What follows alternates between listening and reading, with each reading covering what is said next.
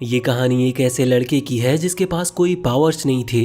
असल में इस वर्ल्ड में सभी के पास नॉर्मल मैजिक पावर्स होती है और जिसके पास नहीं होती वो बहुत कमजोर माना जाता है। टाटसुया एक बहुत ही ज्यादा रिच फैमिली से बिलोंग करता है। उसकी फैमिली सभी फैमिली के मुकाबले सबसे टॉप पर आती है पावर्स के मामले में, और वहीं टाटसुया के पास कोई पावर्स ही नहीं थी।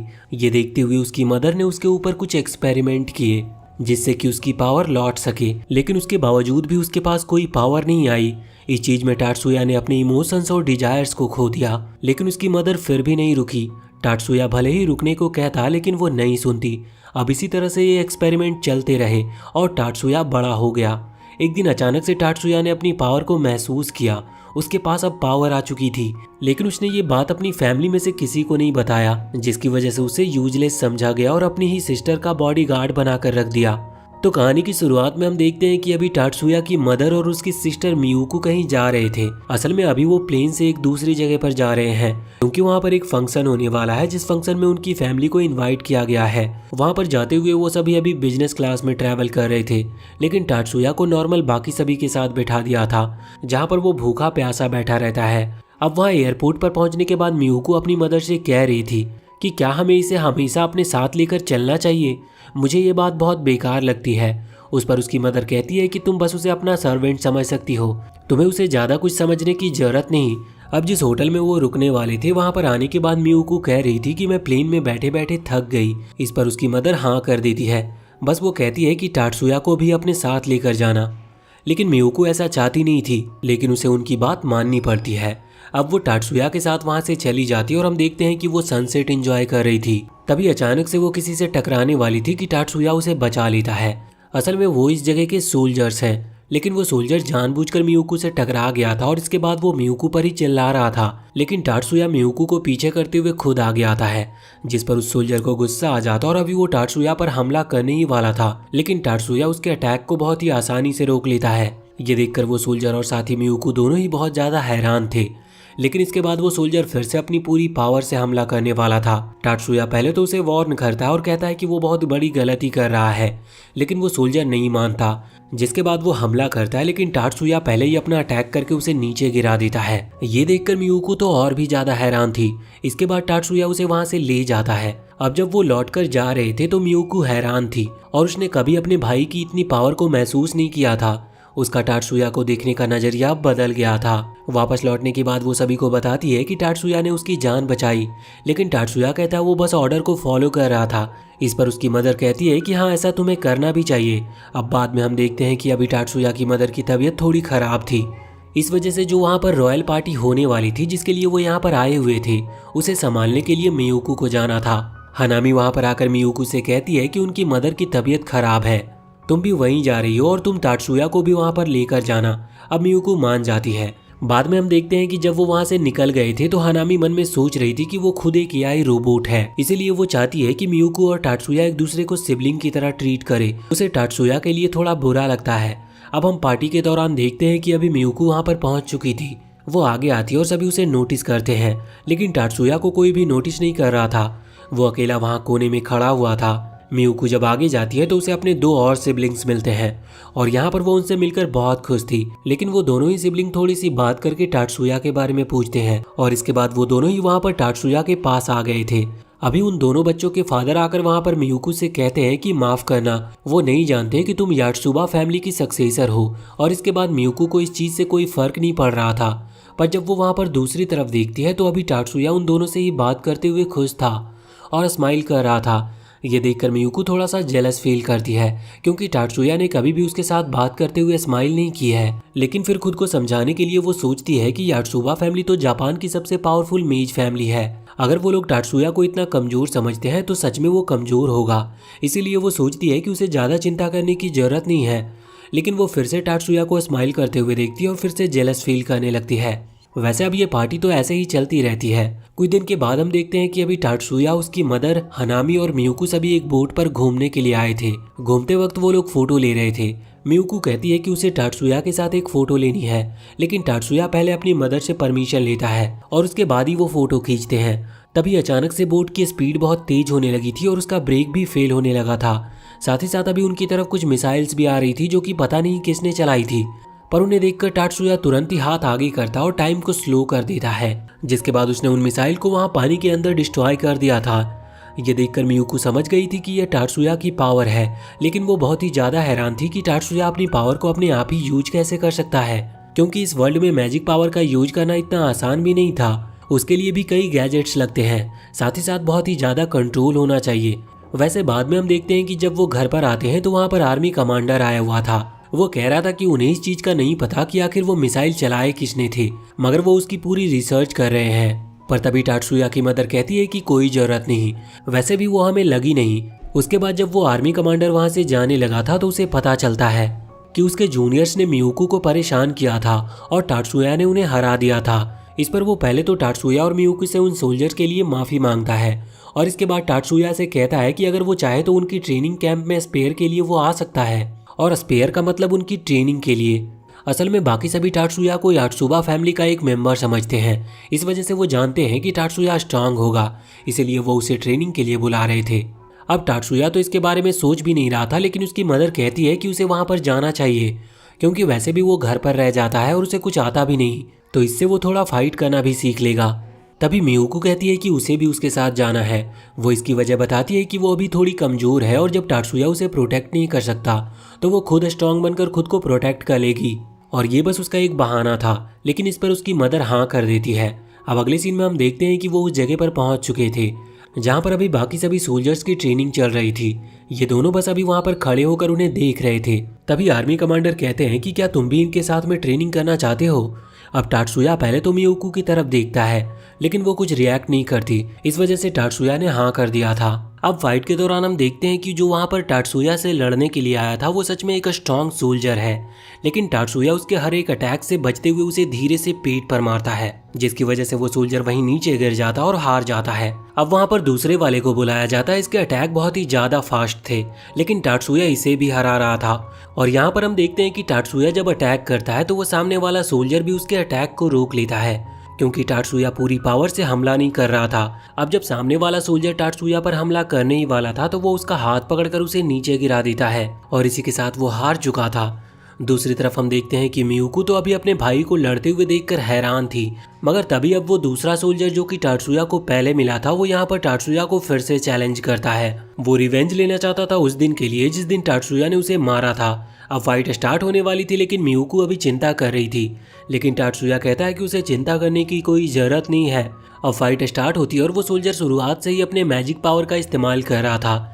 ये देखकर मियुको कहती है कि ये तो चीटिंग है, लेकिन टाटसुया कहता है कि ये चीटिंग नहीं, रियल वर्ल्ड में उनकी मुलाकात किसी मैजिशियन से भी हो सकती है जो कि मैजिक यूज करना जानता हो, और उससे लड़ते वक्त वो ये नहीं कह सकता कि ये तो चीटिंग है। अब टाटसुया यहाँ पर उस सोल्जर के मूवमेंट को देखता है और पहले तो वो उसे डॉज करता है, इसके बाद वो अपना हाथ आगे करते हुए अपनी पावर को सही मात्रा में यूज करता है। उसने ज़्यादा पावर का यूज नहीं किया था, इस वजह से उसने अभी सामने वाले सोल्जर की पावर को रोक दिया था, जिस वजह से उसकी स्पीड बहुत कम हो गई थी।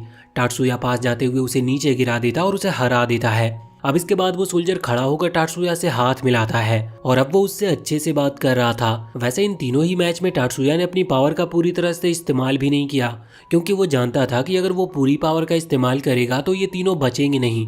वैसे यहाँ पर वो सोल्जर अपना नाम डैनी बताता है और अब वो टाटसुया का दोस्त भी बन चुका था। वैसे बाद में हम देखते हैं कि जब टाटसुया और मियुको दोनों ही वापस घर आ गए थे तभी अचानक से न्यूज में बताया जाता है कि उनके आइलैंड का डिफेंस बैरियर वीक पड़ने लगा है। इसका मतलब कभी भी हमला हो सकता है, इस वजह से जितने भी लोग उस आइलैंड पर हैं उन्हें यहाँ से चले जाना चाहिए।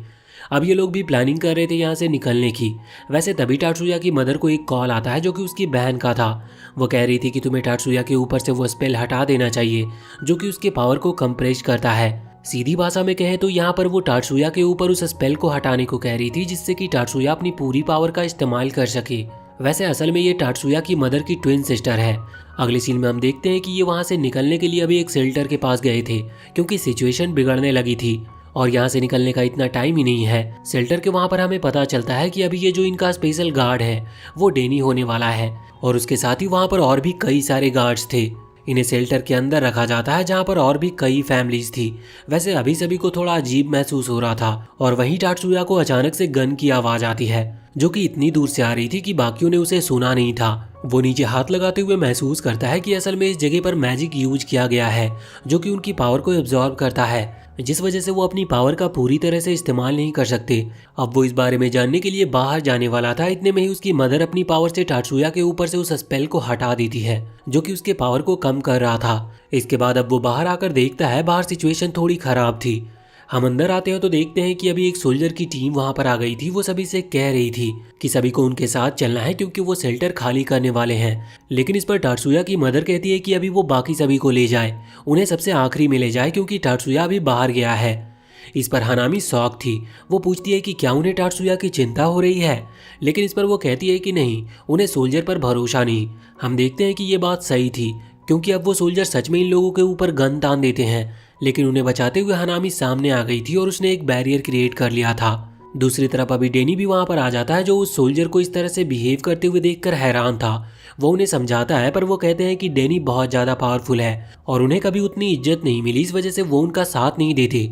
पर डेनी उन्हें समझा रहा था कि देखो, तुम्हें ऐसा करने की जरूरत नहीं है, ये बहुत बड़ी गलती हो सकती है और आखिर में तुम्हें कुछ हासिल नहीं होगा। अब वो मान गए थे और उन्होंने अपना गन नीचे कर लिया था। लेकिन इतने में ही हनामी अपनी पावर से एक सोल्जर को मार देती है। ये देखते हुए वो सोल्जर गुस्से में आ जाते हैं और गन तानते हुए यहाँ इन तीनों पर ही गोली चला देते हैं। जिस चीज में मियुको, हनामी और उसकी मदर वहीं पर मारी गई थी। अब तभी वहां पर एक सर्कल क्रिएट होता है जो कि एक पोर्टल था। उसके थ्रू टाटसुया वहां पर आ गया था। उसने वहां पर आते ही उन सभी सोल्जर को एक एक करके खत्म करना स्टार्ट कर दिया था। इसके बाद हम देखते हैं कि मियुको वहां पर नीचे पड़ी हुई थी और वो अभी पूरी तरह से मरी नहीं थी। इस वजह से टाटसुया वहां आगे आता और उसके चेस्ट पर हाथ रखते हुए अपनी मैजिक पावर से पहले तो उसे हील करने लगता है। यहाँ पर हम मियुको के माइंड के अंदर देखते हैं, वो अभी टाटसुया की आवाज सुन पा रही थी, मगर वो सोच रही थी कि वो उसे आखिर बचा क्यों रहा है, जबकि उसने जो कुछ भी किया उसके बाद टाटसुया को उसे माफ नहीं करना चाहिए। उसे भी इस चीज का बुरा लग रहा था और वो सोचती है कि उसे मर ही जाना चाहिए। पर तभी अचानक से उसकी आंखें रियल वर्ल्ड में खुलती है और वो देखकर हैरान थी कि अब वो जिंदा है। वो सोच रही थी कि क्या सच में टाटसुया किसी को भी जिंदा कर सकता है। ये पावर बहुत ही ज्यादा बड़ी पावर है। तभी हम देखते हैं कि वहां पर मियुको की मदर पूरी तरह से मर चुकी थी, उनकी सांसें भी रुक गई थी। लेकिन इसके बाद टाटसुया अपने पास से एक गन निकालता है जिसके थ्रू वो अपनी पूरी एनर्जी का यूज करते हुए उन्हें भी वापस से लाइफ दे देता है। साथ ही यहाँ पर हनामी भी फिर से जिंदा हो गई थी। ये देखकर मियुको और भी ज्यादा हैरान थी। साथ ही साथ यहाँ पर हनामी भी शौक थी क्योंकि उसे इस बारे में नहीं पता था। वो कहती है कि इस धरती पर ऐसी कोई भी हीलिंग पावर नहीं जो कि एक मरे हुए को जिंदा कर सके। तभी हम देखते हैं कि वहाँ पर आर्मी कमांडर आ जाता है और इस सब के लिए उनसे माफी मांगता है।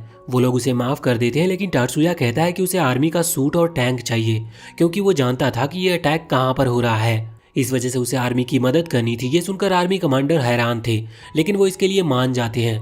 वो कहते हैं कि अगर कोई भी सरेंडर करना चाहे तो तुम्हें उसे छोड़ना होगा। पर टाटसुया कहता है कि वो ऐसा बिल्कुल नहीं करने वाला क्योंकि उन लोगों ने बहुत बड़ी गलती की है।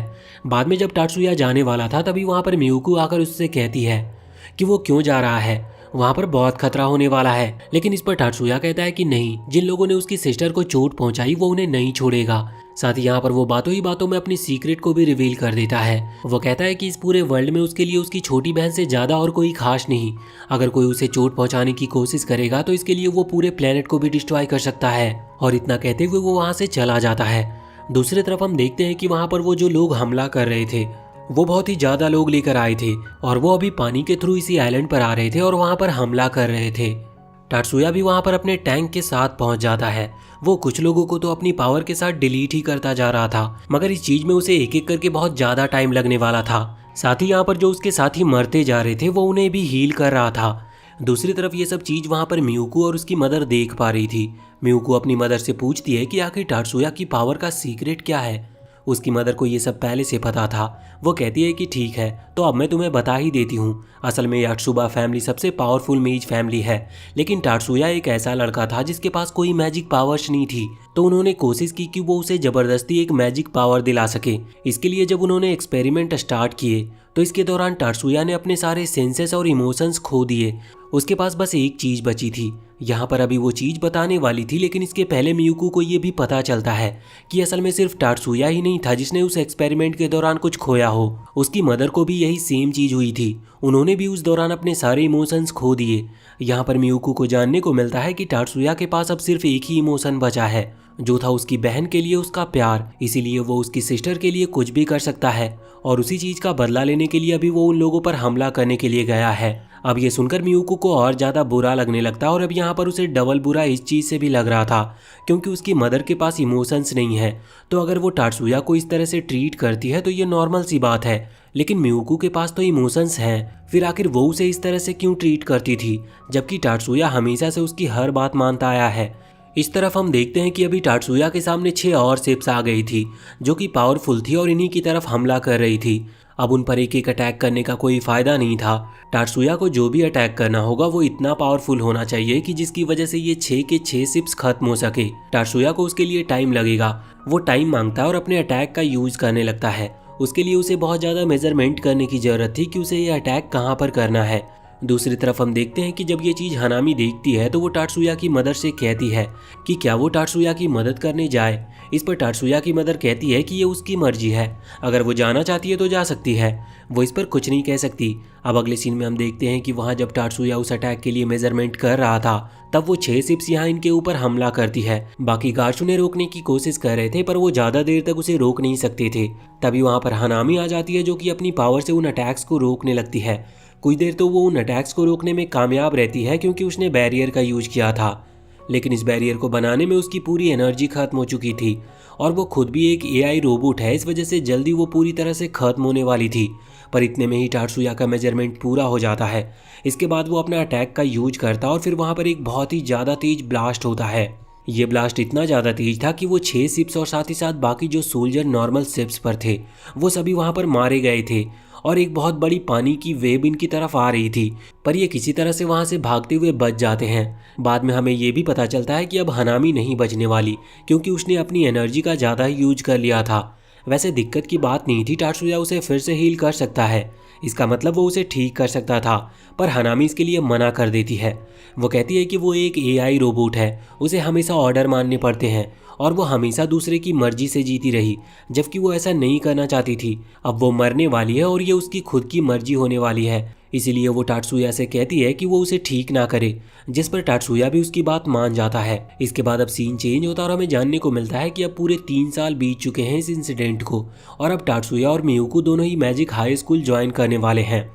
आज स्कूल का पहला दिन था। टात्सुया जब वहाँ पर पहुँचता है तो उसे सबसे पहले एक लड़की मिलती है, इसका नाम मायूमी है और असल में यह स्टूडेंट काउंसिल की प्रेसिडेंट है। वो वहाँ पर टात्सुया को कहती है कि तुम न्यू स्टूडेंट हो, अगर तुम्हें कोई भी हेल्प चाहिए तो तुम मुझसे कह सकते हो। टात्सुया उसे थैंक यू कहता है। वैसे वो नोटिस करता है कि मायूमी के पास सीएडी डिवाइस है। ये वही डिवाइस है जो कि मैजिक को यूज करने के लिए इस्तेमाल किया जाता है। वो समझ गया था कि ये कोई ऑर्डिनरी पर्सन तो नहीं है, इस वजह से टात्सुया कहता है कि मुझे कोई हेल्प नहीं चाहिए। अब जब वो वहाँ हाई स्कूल के अंदर की तरफ आता है तो यहाँ पर वो देखता है कि अभी कई सारे न्यू स्टूडेंट ज्वाइन हुए थे, इसीलिए 2 अलग अलग जगह बांटी गई थी। असल में यहाँ पर एंट्रेंस सेरेमनी हो रही है, तो आगे जो बच्चे बैठे हैं वो अच्छी फैमिली से बिलोंग करते हैं और उन्हें आगे बैठाने को कहा गया था, और पीछे जो बैठे थे वो नए स्टूडेंट हैं, या ऐसे कह लो कि वो कमजोर हैं या फिर ज़्यादा रिच फैमिली से बिलोंग नहीं करते। टात्सुया जानता है कि उसे कहाँ बैठना चाहिए, इस वजह से वो सबसे लास्ट में जाकर बैठ जाता है। अब तभी वहाँ पर एक लड़की आती है और वो बताती है कि उसका नाम मिजुकी है और वो उसके बगल में बैठ गई थी। साथ ही यहाँ पर मिजुकी की दोस्त भी आ गई थी जिसका नाम था एरिका। इसके बाद वहाँ सामने स्पीच देने के लिए मियुको आती है। अब बाद में हम देखते हैं कि रात में जब मियुको टात्सुया के लिए कुछ खाना बना रही थी तब उसे बहुत गुस्सा आ रहा था क्योंकि टात्सुया ने सक्सेसफुली हाई स्कूल ज्वाइन कर लिया, यानी कि उसे वहाँ पर एडमिशन मिल गई, जो कि इतना आसान भी नहीं था। लेकिन फिर भी उनकी फैमिली में से किसी ने भी उसे कॉन्ग्रेचुलेशन नहीं कहा। अब गुस्से की वजह से उसकी जो पावर है यानी कि आइस मैजिक पावर वो अपने आप ही रिलीज हो रही थी, पर टात्सुया वहाँ पर आकर उससे कहता है कि उसे इस चीज़ पर गुस्सा होने की जरूरत नहीं। अब बाद में हम देखते हैं कि अब सुबह हो चुकी थी। वो दोनों ही वहाँ से ट्रेनिंग ग्राउंड की तरफ दौड़ते हुए जा रहे थे। जब वो वहाँ पर पहुँचते हैं तो वहाँ के जो फाइटर्स थे वो टात्सुया पर हमला कर देते हैं और ये सब ट्रेनिंग का हिस्सा था। टात्सुया भी उनसे लड़ने लगा था और वो धीरे धीरे सभी को हराता जा रहा था। यहाँ पर मियुको बस उसे खड़े होकर देख रही थी। तभी उनके जो सेंसी होने वाले हैं वो यहाँ पर आते हैं और उनके इरादे थोड़े ठीक नहीं लग रहे थे। इस वजह से टात्सुया बाकी लोगों को हराते हुए यहाँ पर आकर सेंसी से फाइट करने के लिए आ जाता है। टात्सुया की जो किक थी वो बहुत ही ज़्यादा ताकतवर थी, पर सेंसी उसे रोक लेते हैं और यहाँ पर अब वो टात्सुया से थोड़े सीरियस होकर फाइट करने लगे थे। टाटसुया भी उनसे फाइट करते वक्त थोड़ा सा शॉक था, क्योंकि सेंसेई भले ही उम्र में ज्यादा नहीं लगते लेकिन वो बहुत ही ज्यादा ताकतवर है। और आखिर में टाटसुया बहुत ही ज्यादा थक गया था, जिसके बाद सेंसी रुकते हैं और कहते हैं कि आज की ट्रेनिंग हमें यहीं पर रोकनी चाहिए। इसके बाद ये सीन चेंज होता है और हम देखते हैं कि टाटसुया अभी अपने क्लास में था। यहाँ पर जब वो कंप्यूटर में टाइपिंग कर रहा था तो यहाँ पर एरिका और मिजुकी उसे देख रहे थे। वो कह रहे थे कि टाटसुया कंप्यूटर चलाने में बहुत अच्छा है। तभी वहाँ पर हम एक लियो नाम के लड़के को देखते हैं। ये यहाँ पर टाटसुया की टाइपिंग स्पीड को देखकर बहुत ही ज्यादा हैरान था। वो कहता है कि तुम सच में कंप्यूटर चलाने में बहुत अच्छे हो। वो अपनी पावर बताता है। वो असल में रीइंफोर्समेंट मैजिक पावर ओन करता है। यहाँ पर वो टाटसुया की पावर के बारे में भी पूछ रहा था, लेकिन टाटसुया कहता है कि उसके पास ऐसी कोई खास मैजिक पावर नहीं है। वो बताता है कि उसे मैजिक इंजीनियर बनना है। इस पर लियो थोड़ा सा हैरान था। वैसे तभी वहाँ पर अब टीचर आ जाती है, इस वजह से वो बात करना रोक देते हैं। बाद में लंच के टाइम वो साथ बैठकर लंच कर रहे थे, तभी वहाँ पर मियुको आती है और वो उन्हीं के साथ लंच करने वाली थी। तभी उसकी रैंक के मतलब उसके जितने पावरफुल जो कि अपर क्लास में रखे गए थे वो सारे बच्चे आ जाते हैं। उनमें से एक का नाम सन है। वो यहाँ पर मियुको से कहता है कि तुम इनके साथ लंच मत करो, ये कमजोर स्टूडेंट्स हैं, तुम्हें हमारे साथ चलना चाहिए। लेकिन अब इस पर लियो को बहुत गुस्सा आ गया था। वो तुरंत ही सन को फाइट करने के लिए चैलेंज करता है और इसके लिए सन भी तैयार था। लेकिन तभी टाटसुया वहाँ से जाने लगता है और कहता है कि हमें लड़ना नहीं चाहिए। अब इस वजह से ये लड़ाई अभी तो रुक गई थी, लेकिन स्कूल के बाद वो लोग वापस से मिलते हैं। यहाँ पर दोनों ही ग्रुप पूरी तरह से लड़ने के लिए तैयार थे और देखते ही देखते वो लड़ाई भी स्टार्ट हो जाती है, जिसके दौरान यहाँ पर एक लड़की गलती से अपने कैट डिवाइस का यूज कर देती है और उसका यूज करते वक्त उसका वो डिवाइस ब्रेक हो गया था। इस वजह से वो पूरी पावर अनलीज होती है, जो कि डार्कनेस की पावर थी। लेकिन वो पावर अनलीज होते ही खत्म हो गई थी, क्योंकि अभी उस लड़की का उस पर कोई कंट्रोल नहीं था। पर उसकी मैजिक पावर का इतना ज्यादा इस्तेमाल करने की वजह से वहाँ जो ऑरा फैलता है वो वहाँ मिजुकी को महसूस होता है। मिजुकी वही स्टूडेंट काउंसिल प्रेसिडेंट है।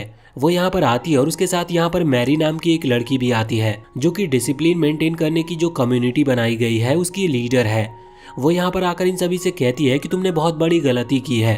स्कूल के बाद या स्कूल के दौरान मैजिक का यूज करते हुए अपने साथियों पर हमला करना गलत है, और वो भी बिना किसी वजह के। इस वजह से अब उन्हें उसके साथ जाना था, क्योंकि उन्हें अब इस चीज की सजा मिलेगी। लेकिन तभी टाटसुया सामने आकर सिचुएशन को संभालने के लिए कहता है कि उन्होंने बस अपने से ज्यादा पावरफुल स्टूडेंट को अपनी पावर दिखाने को कहा था और इसी वजह से उन्होंने अपनी पावर यूज की। अब वैसे तो इसका कोई सबूत नहीं था कि ये सब सच है, लेकिन फिर मायूमी आगे आते हुए कहती है कि शायद टाटसुया सही कह रहा है। इस वजह से अब मैरी ने उसे माफ कर दिया था, पर वो कह रही थी कि अगली बार से वो नजर रखेगी और ऐसी गलती कोई फिर से कभी ना करे। अब उन दोनों के जाने के बाद यहाँ पर सन टाटसुया से कह रहा था कि तुमने भले ही हमारी मदद करने की कोशिश की, लेकिन मैं तुम्हें माफ नहीं करूंगा। तुम अभी भी एक कमजोर क्लास के लड़के हो। इसके बाद वो भी वहाँ से चला जाता है। पर वो दोनों लड़कियां, जिनमें से एक ने अपनी डार्कनेस वाली पावर का यूज किया था, वो यहाँ पर आकर टाटसुया से माफी मांग रही थी और साथ ही उसे थैंक यू कह रही थी उन्हें बचाने के लिए, वरना वो सस्पेंड हो सकती थी। और इसके बाद वो टाटसुया के साथ ही चलने को कहती है। असल में वो दोनों ही पावरफुल क्लास के मेंबर्स हैं। इसके बाद हम देखते हैं कि जब रास्ते में वो जा रहे थे तो यहाँ पर एरिका मियुको से पूछती है कि आखिर उसके पास जो कैट डिवाइस है वो मॉडिफाई किस तरह से होता है। तो वो बताती है कि सारा काम टाटसुया संभालता है, वही उसके कैट डिवाइस को मॉडिफाई करता है और स्ट्रॉन्ग बनाता है। अब एरिका यहाँ कह रही थी कि क्या टाटसुया उसके कैट डिवाइस को भी ठीक कर सकता है, मतलब और ज्यादा अपग्रेड कर सकता है, लेकिन इस पर टाटसुया मना कर देता है। अब अगले दिन हम देखते हैं कि जब वो वापस से स्कूल आ रहे थे तभी मायूमी वहाँ पर आती है और उन्हें रोककर कहती है कि उसे कुछ जरूरी बात करनी है, इसीलिए वो लंच में उनसे मिले। अब लंच के दौरान हम देखते हैं कि मायूमी बता रही थी कि उनके स्टूडेंट काउंसिल में एक पोजीशन खाली है, इस वजह से वो यहाँ पर मियुको को इन्वाइट करती है। पर इस पर मियुको कहती है कि टाटसुया उससे ज्यादा टैलेंटेड है, इसीलिए उसे ही ये पोजीशन मिलनी चाहिए। लेकिन अभी सिचुएशन और जरूरत को देखते हुए मियुको को उसके लिए सेलेक्ट किया गया था। वैसे तभी मैरी कहती है कि उनके डिसिप्लिन कम्युनिटी में भी एक पोस्ट खाली है, जिसके लिए टाटसुया अप्लाई कर सकता है। इसके बाद हम देखते हैं कि अभी वो लोग अपनी एबिलिटी को चेक करने के लिए गए थे। वहाँ उन्हें एक चीज पर अपनी एनर्जी डालनी थी। वो चीज अपनी जगह से मूव करेगी और उसकी जो स्पीड है उससे पता चलेगा कि इन लोगों के पास अपनी मैजिक की एनर्जी कितनी है। एरिका यहाँ पर सबसे पहले कोशिश करती है। उसकी एनर्जी फिर भी ठीक थी, पर टाटसुया जब कोशिश करता है तो वो जो चीज थी वो बहुत स्लो मूव करती है। इस वजह से टाटसुया खुद से सोच रहा था कि सच में वो बहुत ज्यादा कमजोर है और उसकी मैजिक पावर सबसे बहुत कम है। वो शाम के समय जब वहाँ काउंसिल हॉल में जा रहा था तो सोच रहा था कि उसे डिसिप्लिन कम्युनिटी में ज्वाइन नहीं होना चाहिए, उसे इसके लिए मना कर देना चाहिए। अब जब वो वहाँ पहुँचते हैं तो उनकी मुलाकात होती है स्टूडेंट काउंसिल की वाइस प्रेसिडेंट जायाबू से। ये लड़का टाटसुया को बिल्कुल पसंद नहीं कर रहा था। वो तुरंत ही आगे आता और टाटसुया को इग्नोर करते हुए मियुकू को हेलो कहता है। मियुकू को भी ये लड़का बिल्कुल पसंद नहीं आया था, लेकिन अब वो स्टूडेंट काउंसिल का वाइस प्रेसिडेंट है, इस वजह से वो भी उसे हेलो कहती है। अब वहाँ पर मैरी कह रही थी कि वो लोग टाटसुया को डिसिप्लिन कम्युनिटी में ज्वाइन करवाने वाले हैं, लेकिन ये सुनते ही जायाबू चिल्लाकर कहता है कि टाटसुया इतना कमजोर है, उसे डिसिप्लिन कम्युनिटी में रखने की कोई जरूरत नहीं। इस पर मियुकू को गुस्सा आ गया था। वो गुस्से में कहती है कि टाटसुया को जितना स्कोर आया था वो उस स्कोर से ज्यादा ताकतवर है, इसीलिए उसे कमजोर नहीं समझना चाहिए। लेकिन अब जायाबू कुछ कह नहीं पा रहा था। फिर टाटसुया हाथ से उसे रोकते हुए कहता है कि अगर तुम चाहो तो तुम मुझसे फाइट कर सकते हो, इससे तुम्हें पता चल जाएगा कि मैं यहाँ पर इस कम्युनिटी में ज्वाइन होने के लायक हूँ या नहीं। अब स्कूल पूरा होने के बाद टाटसुया और जायाबू दोनों आमने सामने थे और वो लड़ने वाले थे। यहाँ पर जायाबू बहुत ही ज्यादा कॉन्फिडेंट लग रहा था, क्योंकि उसके पास जो कैट डिवाइस है वो असल में उसकी पावर को डबल कर देता है और वो जानता था कि टाटसुया कितना कमजोर है, वो उसे आराम से हरा देगा। पर अब जब फाइट स्टार्ट होती है और जैसे ही जायाबू अपने कैट डिवाइस को एक्टिवेट करता है, इतने में ही वो डिवाइस काम करना बंद कर देता है और जायाबू हार जाता है। ये गेम शुरू होने से पहले ही खत्म हो चुका था, इस वजह से बाकी सभी बहुत ही ज्यादा हैरान लग रहे थे। साथ ही साथ यहाँ पर टाटसुया जायाबू के पीछे आकर खड़ा था और ये सब इतनी जल्दी हुआ कि किसी को कुछ दिखाई तक नहीं दिया। टाटसुया यहाँ पर जीत गया था, मगर बाद में वो लोग उससे पूछते हैं कि आखिर उसने कौन सी टेक्निक का यूज किया। मैरी को यहाँ पर लग रहा था कि शायद टाटसुया ने कोई मैजिक का यूज किया है जो कि उसकी एक्सेलरेशन को बढ़ाता है, पर टाटसुया बताता है कि उसने किसी भी मैजिक का यूज नहीं किया, वो बस दौड़ते हुए वहाँ पर जायाबू के पीछे आ गया था। ये करना इम्पॉसिबल था, इस वजह से यहाँ पर मायूमी कह रही थी कि ये कैसे पॉसिबल है, तो वो बताता है कि वो रोज ट्रेनिंग करता है। साथ ही यहाँ पर मियुकू भी बताती है कि वो दोनों ही निंजुत्सु मास्टर के साथ ट्रेनिंग करते हैं। लेकिन यहाँ पर मायूमी के लिए ये मानना थोड़ा मुश्किल था कि आखिर जायाबू हारा कैसे, तो इस पर टाटसुया बताता है कि उसने सियोन वेव्स का यूज किया। सियोन वेव्स असल में ब्रेन के ऊपर असर करती है, जिस वजह से जायाबू खुद के मैजिक पर कंट्रोल नहीं कर पाया और नीचे गिर गया। पर इतनी ज्यादा हाई सियोन वेव इतनी कम एज में यूज कर पाना नामुमकिन था।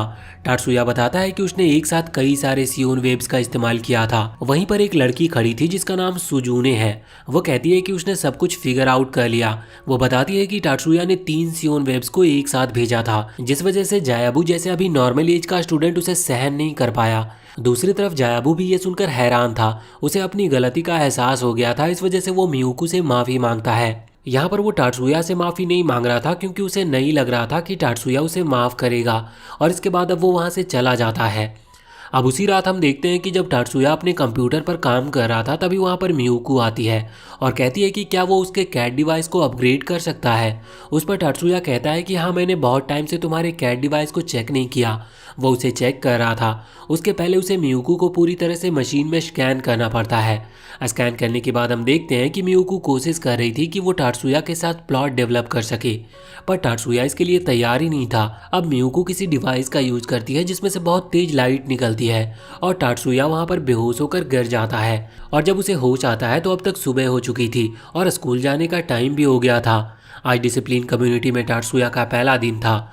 वो वहां पर जाता है तो हमें जानने को मिलता है कि वो लड़का सन वहां पर ज्वाइन कर चुका है और अभी उन दोनों ने साथ में ज्वाइन किया है, इसकी वजह से वो यहाँ पर सेम पोजीशन पर हैं। उन दोनों को ही बताया जाता है कि आज उनका पहला दिन है और डिसिप्लिन कम्युनिटी में होने के कारण उन्हें अपने मैजिक डिवाइस यूज करने की परमिशन है, लेकिन वो इसका गलत इस्तेमाल नहीं कर सकते। अब टाटसुया जब बाहर स्कूल में आता है तो हमें जानने को मिलता है कि अभी स्कूल में कई सारे क्लब बनाए जा रहे हैं और उन क्लब में सभी स्टूडेंट ज्वाइन कर सकते हैं। क्लब को स्ट्रांग बनाने के लिए ज़्यादा से ज़्यादा स्टूडेंट्स का होना जरूरी है। अभी हम देखते हैं कि कुछ बच्चे एरिका को फोर्स कर रहे थे कि वो उनके क्लब को ज्वाइन कर ले। एरिका नहीं करना चाहती थी, पर अब उन क्लब के बच्चों ने एरिका को घेर लिया था। लेकिन तभी वहां पर टाटसुया पहुंचता है और एरिका को बचाकर वहां से ले जाता है। इसके बाद अब वो दूसरी जगह पर जा रहे थे जहां पर केंडो की ट्रेनिंग चल रही थी। वो असल में एक क्लब था जो कि केंडो का ही है। यहाँ पर अभी कुछ गर्ल्स ट्रेनिंग कर रही थी, तभी वहां पर कुछ लड़के आते हैं जिन्हें वो जगह चाहिए थी ट्रेनिंग के लिए। इस वजह से वो वहां पर एक चैलेंज लगाते हैं और जो उस चैलेंज को जीतेगा उसे वो जगह मिल जाएगी। तो अभी चैलेंज के लिए एक लड़की सामने आती है जिसका नाम मीबू है और सामने एक लड़का था जिसका नाम टकाकी है और दोनों में फाइट होना शुरू हो जाती है। मीबू एक ही अटैक के साथ यहाँ पर टकाकी का फर्स्ट पॉइंट ले लेती है, जिस वजह से मीबू यहाँ पर जीत चुकी थी। पर टकाकी कहता है कि अभी नहीं, अभी तो ये फाइट शुरू हुई है। वो अब अपनी पूरी पावर से फाइट करने को कह रहा था और इसके बाद वो अपने कैट डिवाइस को एक्टिवेट करते हुए मैजिक के साथ मीबू के ऊपर हमला करता है। मीबू पहले अटैक को डॉज कर लेती और वो समझ गई थी कि अगर वो इस अटैक को डॉज ना करती तो शायद मारी जाती। तभी हम देखते हैं कि टकाकी फिर से हमला करने के लिए आगे बढ़ रहा था, लेकिन टाटसुया पहले ही सिचुएशन को समझ चुका था। इस वजह से वो आगे आकर अपनी सियोन वेब से टकाकी की मैजिक को रोक देता है, जिसके बाद उसने टकाकी को पकड़ते हुए नीचे गिरा दिया था। लेकिन जब टकाकी के साथी ये देखते हैं कि टाटसुया असल में लो रैंक क्लास का मेंबर है, तो इसीलिए वो उसके ऊपर हमला करने लगते हैं। पर टाटसुया उनके भी कैट डिवाइस को डीएक्टिवेट करते हुए सभी को हरा रहा था। पर अब वो बहुत सारे स्टूडेंट्स थे, इस वजह से मीबू यहाँ पर टाटसुया की मदद करने के लिए आगे बढ़ने वाली थी। पर इतने में ही उसके सेंसी यानी कि उसके टीचर उसे रोक देते हैं। अब जब टाटसुया वहाँ से बाहर आ गया था तभी उसे पता चलता है कि जिम के पीछे कोई फाइट कर रहा है। वो तुरंत ही उन्हें रोकने के लिए जाता है, लेकिन जब वो वहाँ पर आता है तो वहाँ पर कोई भी नहीं था और अचानक से एक हाथ उसकी तरफ हमला करने के लिए आगे आता है। लेकिन टाटसुया ने उसे नोटिस कर लिया था, इसी वजह से वो सियोन वेव्स का इस्तेमाल करता है। पर वो जो भी था वो वहाँ से भाग चुका था। टाटसुया ने बस उसके हाथ में एक ब्रेसलेट को नोटिस कर लिया था। वैसे अब सभी की मदद करने के कारण टाटसुया बहुत फेमस हो चुका है, सभी जगह उसकी बात चलती रहती है। वैसे जब वो क्लास में बैठा हुआ था तभी वो नोटिस करता है कि मियुको उसे चुप करके देख रही है और वो उसके साथ अब कॉरिडोर में चला जाता है। वो लोग घूम रहे थे तभी वहाँ पर मीबू आती है। वो टाटसुया से कह रही थी कि क्या वो उसके साथ कैंटीन में चल सकता है, उसे कुछ बात करनी है। तो इस पर टाटसुया कहता है कि अभी नहीं। मीबू कहती है कि ठीक है, अगर वो अपना डिसीजन बदल ले तो वो जब चाहे उससे मिल सकता है। और अब मीबू वहाँ से चली गई थी। टाटसुया भी वहाँ से जाने वाला था क्योंकि उसे कुछ काम है, लेकिन मियुको उससे पूछती है कि क्या वो मीबू से मिलने के लिए जाएगा। असल में मियुको थोड़ा सा जेलस फील कर रही थी, लेकिन टाटसुया उससे कहता है कि उसे जेलस फील करने की कोई ज़रूरत नहीं। बाद में हम देखते हैं कि टाटसुया को काउंसलिंग टीचर के पास जाना था। असल में वो सभी से कुछ क्वेश्चंस पूछती है और ऐसा सभी स्टूडेंट्स के साथ होता है उनकी मेंटल हेल्थ का चेकअप करने के लिए। यहाँ पर वो टाटसुया से अपने सभी क्वेश्चन पूछ लेती है और वो उसका सही जवाब भी देता है। लास्ट में बस वो ऐसे ही पूछ रही थी कि क्या मीबू उसकी लवर है, तो इस पर टाटसुया कहता है कि नहीं, ये बस र्यूमर है। अब रात के टाइम हमें मीबू को दिखाया जाता है। वो अभी अपनी टीचर से कह रही थी कि वो बोली होते होते परेशान हो गई है। इस पर टीचर कहते हैं कि अभी हम कुछ नहीं कर सकते, बस हमें किसी भी तरह टाटसुया को अपने साइड करना होगा, यानी कि उसे अपने क्लब में ज्वाइन कराना होगा। अब यहाँ से सीन चेंज होता है। रात के टाइम हम देखते हैं कि अभी टाटसुया मियुको को बता रहा था कि शायद कोई ऑर्गेनाइजेशन है जो कि कुछ गलत प्लानिंग कर रही है और ये कोई एंटी मैजिक ग्रुप है। अभी इन्हें ये तो नहीं पता कि वो क्या प्लान कर रहे हैं, पर टाटसुया बताता है कि उसके ऊपर किसी लड़के ने हमला किया था जिसने एक अजीब सा ब्रेसलेट पहन रखा था। वो उसकी इमेज मियुको को कंप्यूटर के थ्रू दिखाता है, जिसे देखकर मियुको कहती है कि कहीं ऐसा तो नहीं कि ये पूरी सिटी के ऊपर एक खतरा हो। टाटसुया कहता है कि हाँ, ऐसा भी हो सकता है, लेकिन मियुको कह रही थी कि अगर ऐसा हुआ तो हमारी फैमिली हमें वापस बुला लेगी, क्योंकि इतना बड़ा खतरा आएगा तो हमें बचकर रहना होगा। टाटसुया कहता है कि नहीं, मैं पहले ही इसे देख लूंगा कि आखिर चल क्या रहा है। अगले दिन हम देखते हैं कि टाटसुया अपने मैजिक का टेस्ट करने के लिए आया था। वो उसी मशीन में टेस्ट करता है जिसमें उसने पहले किया था। इस बार जो उसका रिजल्ट था वो 900 से ज़्यादा मिलीसेकेंड का आया था, जो कि ज़्यादा अच्छा नहीं है। इसके बाद टाटसुया फैसला करता है कि वो मीबू से एक बार बात करेगा, वो सुनेगा कि वो क्या कहना चाहती है। जब टाटसुया उससे बात कर रहा था तो मीबू बताती है कि उसका जो क्लब है उसे उतनी ज़्यादा फैसिलिटी नहीं मिल रही जितनी कि बाकी क्लब्स को मिलती है। वो चाहती है कि टाटसुया उनके क्लब को ज्वाइन कर ले, जिससे कि उन्हें एक्स्ट्रा फैसिलिटीज़ मिल सके। पर टाटसुया को ये बात गलत लग रही थी, क्योंकि स्टूडेंट काउंसिल ने जो डिसाइड किया है वो सही है और उनको उसी हिसाब से पर्क दी जा रही थी। अब टाटसुया उसे मना कर देता और वहाँ से चला जाता है। लेकिन उसी दिन हम देखते हैं कि मीबू का जो सीक्रेट ग्रुप है उसने स्ट्राइक कर दी थी। वो कह रहे थे कि उनकी मांगे उन्हें पूरी करनी होगी, नहीं तो वो स्कूल को तबाह कर देंगे। ये देखते हुए सभी स्टूडेंट्स डर गए थे। वैसे यहाँ पर मीबू के ग्रुप ने हर तरफ की लाइट को काट दी थी, जिस वजह से जो ऑटोमेटिक ओपन डोर थे वो ओपन नहीं हो रहे थे। लेकिन फिर टाटसुया फैसला करता है कि वो मीबू से बात करेगा। वो उसे कॉल करके कहता है कि काउंसिल तुम्हारी बात सुनने को तैयार है और हम तुम्हारी बात सुनेंगे और तुम्हें कुछ भी नहीं कहेंगे, बस बदले में तुम्हें यह स्ट्राइक बंद करनी होगी। अब मीबू मान जाती है, लेकिन बाद में सभी बच्चों को पकड़ लिया जाता है।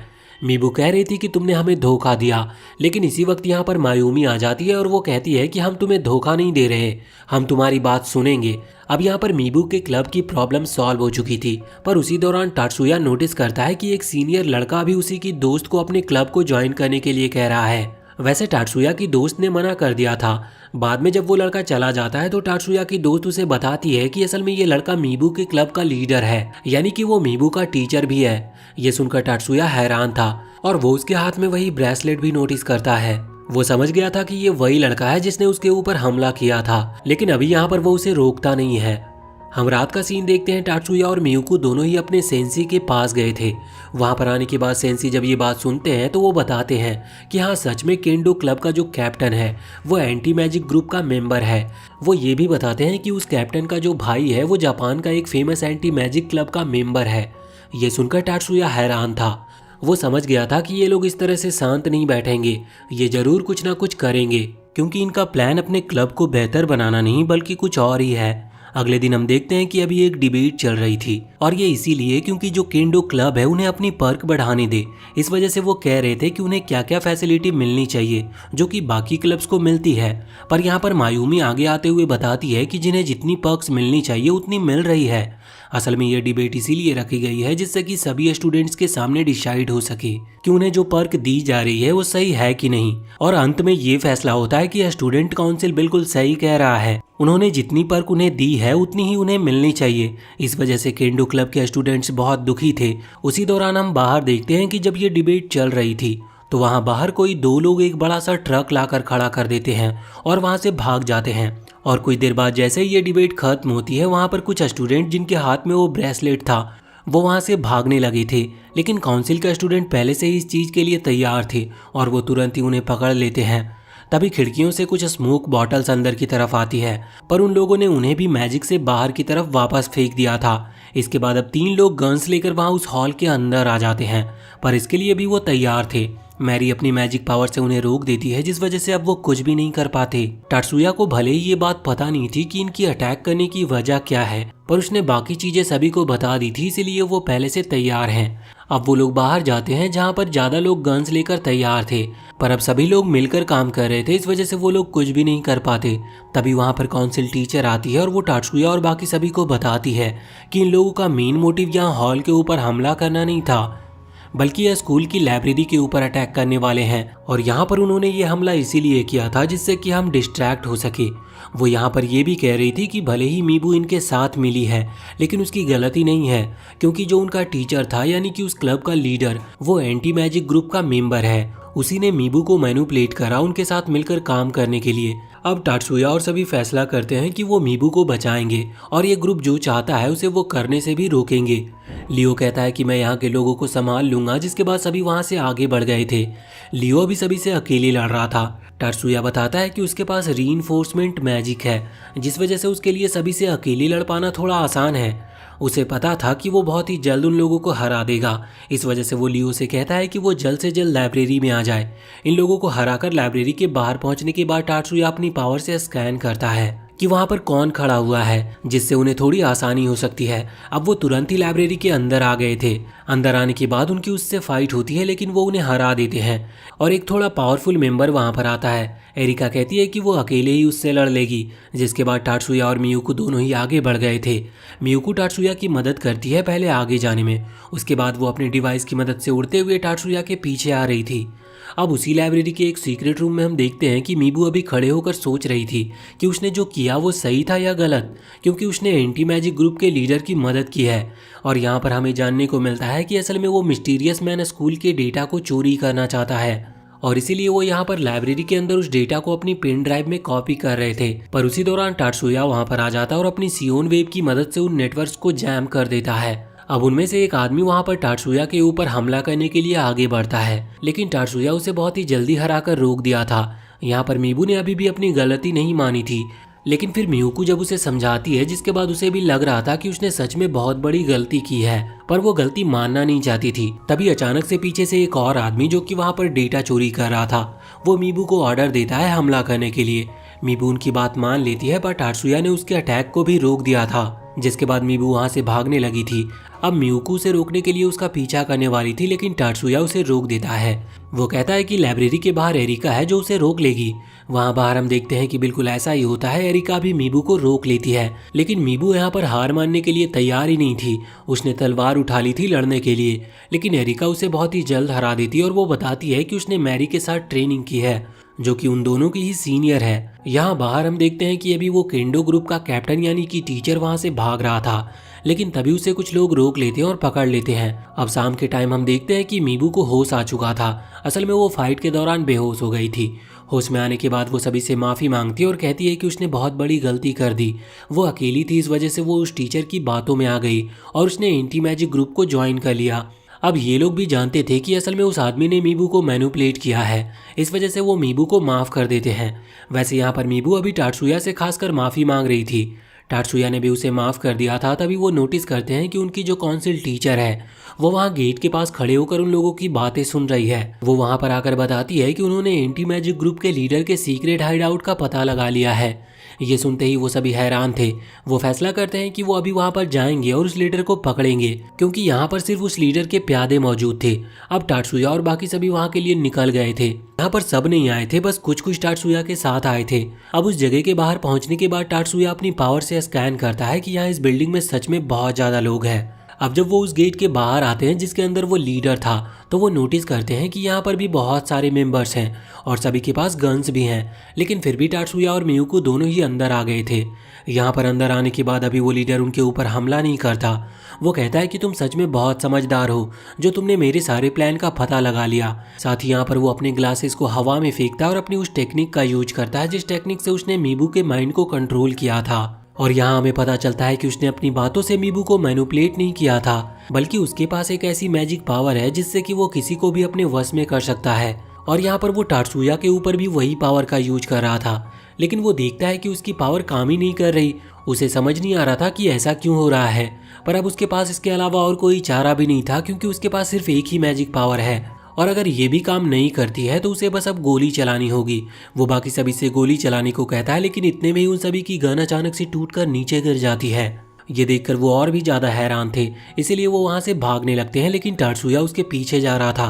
तभी वहां पर बाकी सभी लोग टात्सुया के ऊपर हमला करने के लिए आगे बढ़ते हैं, पर इतने में ही मियुको अपने आइस मैजिक पावर से उनमें से एक आदमी को जमा देती है। ये देखकर बाकी सभी हैरान थे, पर इसके बाद मियुको धीरे धीरे करके सभी पर हमला करना शुरू कर देती है। वो सभी धीरे धीरे जमने लगे थे और दूसरी तरफ हम देखते हैं कि टात्सुया के साथ जो बाकी लोग आए थे वो अभी दूसरे साइड से अटैक कर रहे थे, जिससे कि वो दोनों तरफ से उस बिल्डिंग को घेर सके।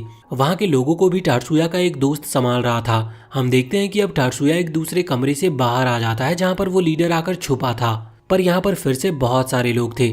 टात्सुया अंदर आते ही अपनी वही वेव छोड़ता है जिसकी वजह से सभी की वो गन्स डिस्ट्रॉय हो जाती है, लेकिन अब वो लीडर प्लानिंग के साथ खड़ा हुआ था। वो तुरंत ही अपनी जैमिंग डिवाइस का यूज करता है, जिससे टात्सुया के पास जो मैजिक पावर है वो जैम हो जाएगी। लेकिन टात्सुया के हाथ में जो गन थी वो मैजिक से नहीं चल रही थी, इस वजह से टात्सुया उसका यूज करते हुए वहां पर सभी को खत्म करता है। अब वो आदमी डर गया था और वो वहां से भागने वाला था, लेकिन इतने में ही दूसरी तरफ से टात्सुया का वो दोस्त आ जाता है जो कि दूसरी तरफ से इस बिल्डिंग को संभाले हुए था। उन्होंने उस आदमी को पकड़ लिया था। अभी उस लड़के को इतना गुस्सा आ रहा था कि उसने उस आदमी का एक हाथ भी काट दिया था। बाद में वहां पर फोर्स आती है जो कि उस आदमी को पकड़कर ले जाती है। दूसरी तरफ हम देखते हैं कि अभी जिन आदमियों को मियुको ने जमा दिया था वो भी धीरे धीरे ठीक होने लगे थे और फोर्स ने उन्हें भी पकड़ लिया था। इसके बाद हम देखते हैं कि जिस हॉस्पिटल के अंदर मीबू का ट्रीटमेंट चल रहा था अब वहां से उसे डिस्चार्ज कर दिया जाता है।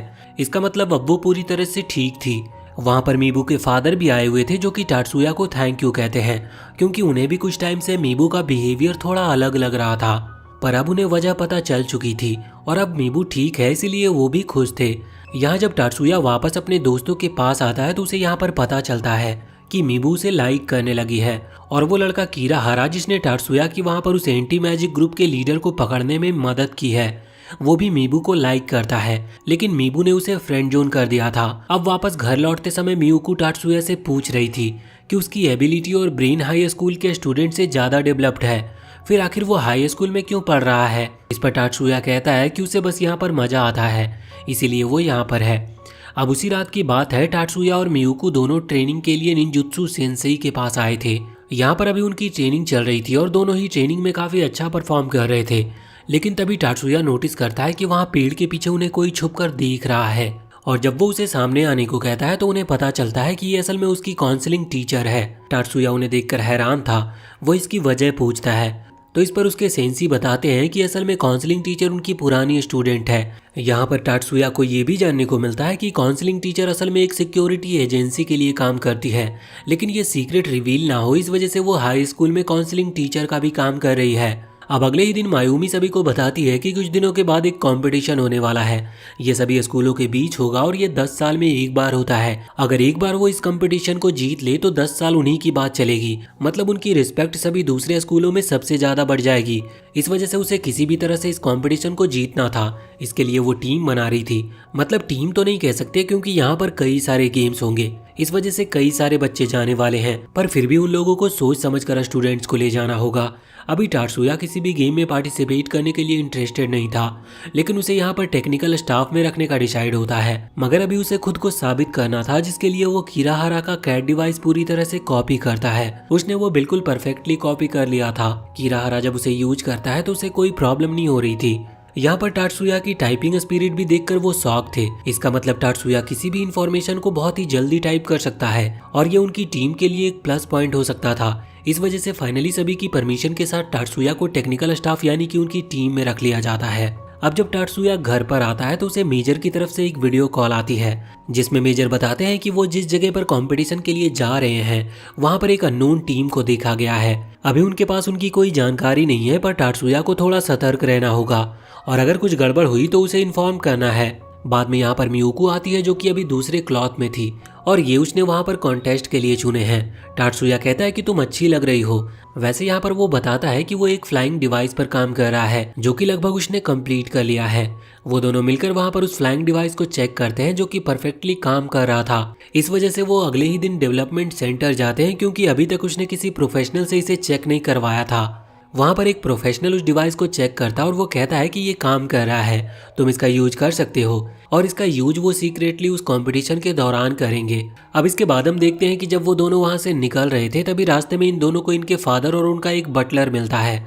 अभी यहाँ जो बटलर था वो मियुको को तो बहुत ही अच्छे से रिस्पेक्टफुली हेलो कहता है, पर टाटसुया पर वो ध्यान नहीं दे रहा था। इस वजह से मियुको को गुस्सा आ जाता और वो उस पर चिल्लाते हुए कहती है कि तुम्हें टाटसुया की भी रिस्पेक्ट करनी चाहिए।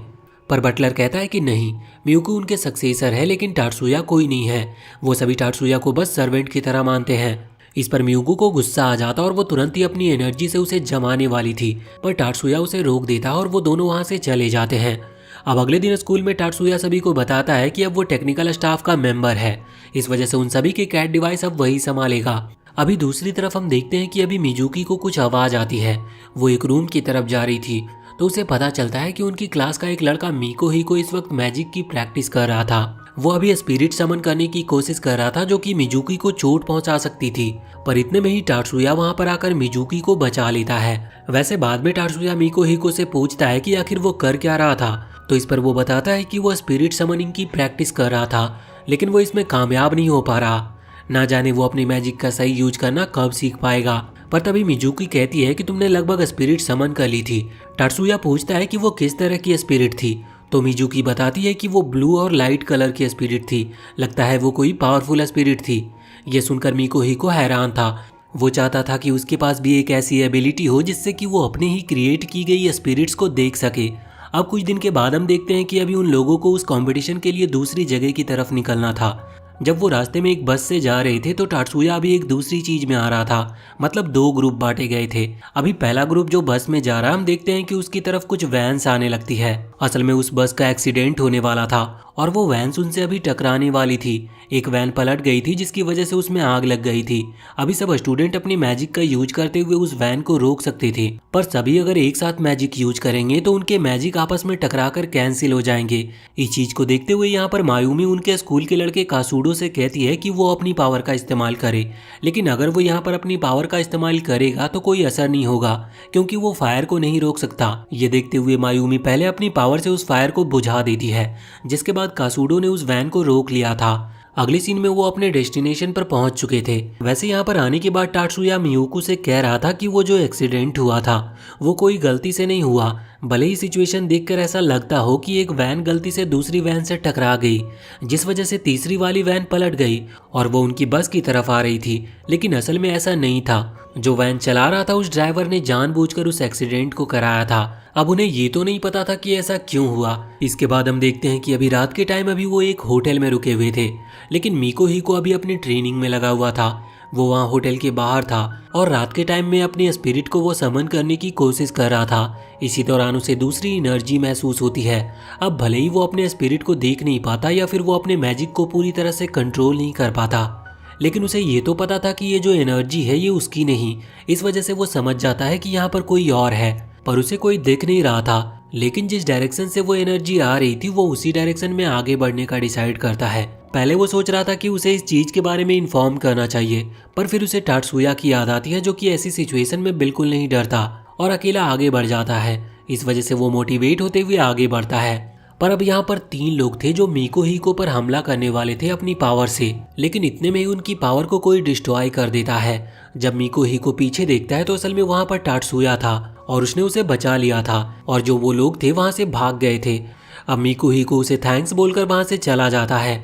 तभी वहाँ पर जनरल आते और वो बता रहे थे कि ये ग्रुप जरूर वही ग्रुप होगा जिसके बारे में मैंने तुमसे बात की थी। वैसे वो मीको हिको के बारे में कह रहे थे कि वो लगभग तुम्हारी तरह ही है। अब वहाँ एक दिन का रेस्ट करने के बाद वो कंपटीशन स्टार्ट हो जाता है। हम देखते हैं कि अभी सभी को अपनी मैजिक पावर से वाटर के ऊपर सर्व करना था और यहाँ पर पहले जो मैच है उसमें मैरी ने हिस्सा लिया था। वैसे इन सभी के कैट डिवाइस को टात्सुया ने ही री अपग्रेड किया है। अभी जब ये कंपटीशन का पहला मैच स्टार्ट होता है तो इसमें मैरी सबसे आगे थी और वो बहुत ही अच्छा परफॉर्म कर रही थी। टात्सुया ने उसे पहले बता दिया था कि कंपटीशन के दौरान उसे किस मैजिक का किस तरह से यूज करना है। इस वजह से उसकी जो सर्व की स्पीड थी वो पहले से ज़्यादा तेज हो गई थी। इस वजह से अब वो पहला मैच जीत जाते हैं। हम दूसरी तरफ देखते हैं कि अब उसी दिन दोपहर को टात्सुया को एक मीटिंग में बुलाया जाता है। वहाँ पर जाने के बाद उसे पता चलता है कि एक आदमी को उस ग्रुप के बारे में थोड़ी इन्फॉर्मेशन है, जो कि वहाँ होटल के बाहर देखा गया था। उसे नो हेड ड्रैगन कहते हैं और उनका मेन टारगेट इस कंपटीशन को रोकना है। पर उनके लिए ये प्लस पॉइंट है कि उन्हें ये इन्फॉर्मेशन पहले ही मिल गई। अगला कंपटीशन स्टार्ट होता है, उसमें मायूमी ने हिस्सा लिया था। इसमें उन्हें अपनी मैजिक पावर से बुलेट क्रिएट करते हुए कुछ ऑब्जेक्ट को हिट करना था, जिसमें मायूमी 100% हिट करती है और ये वाला मैच भी उनकी टीम जीत जाती है। इसके बाद अगला जो मैच था वो आइस ब्रेकिंग का था और इसमें भी उन्हीं की टीम की एक मेंबर जीती थी। अब वो बहुत आसानी से जीत रहे थे, इससे उनके अंदर बहुत कॉन्फिडेंस आ गया था। पर वहाँ सुजुने कहती है कि जरूरी नहीं कि वो हर मैच जीते, अभी शुरू के मैच बहुत ज़्यादा आसान है, इस वजह से वो जीत रहे हैं, आगे उन्हें ज़्यादा ध्यान रखने की ज़रूरत होगी। टात्सुया ने यहाँ पर अपने दोस्त लियो के लिए एक वेपन क्रिएट किया था, जो कि लियो अपने रीइंफोर्समेंट मैजिक से यूज कर सकता है। बाद में लियो उसकी ट्रेनिंग करके देखता है, पहले वो उसे टेस्ट कर रहा था, जिससे उसे पता चलता है कि ये वेपन सच में बहुत ज़्यादा यूजफुल है। वो टात्सुया को इसके लिए थैंक यू भी कहता है। अगले दिन हम देखते हैं कि अभी मैरी का फिर से वही सर्फिंग वाला मैच होने वाला था। अब मैच थोड़ा डिफिकल्ट है क्योंकि इस बार उसकी कॉम्पिटिटर थोड़े ज़्यादा एडवांस लेवल के हैं। पर इस मैच के दौरान हम देखते हैं कि वो अभी भी लीड कर रही थी। तभी एक लड़की अपने सर्फ बोर्ड पर से फिसल जाती है, जिस वजह से वो सर्फ बोर्ड सीधा मैरी की तरफ आता है। मैरी ने लगभग उसे डॉज कर ही लिया था, लेकिन इतने में मैरी का सर्फ बोर्ड भी पानी के अंदर गिरने लगता है। ऐसा लग रहा था जैसे उसका बैलेंस बिगड़ गया और बाद में वो पानी के अंदर गिर जाती है, जिससे वो मैच हार जाती है और उसे हॉस्पिटल भी जाना पड़ता है। और वहाँ जाकर हम देखते हैं कि उसे इतनी चोट लगी है कि वो अपना अगला मैच भी नहीं खेल पाएगी।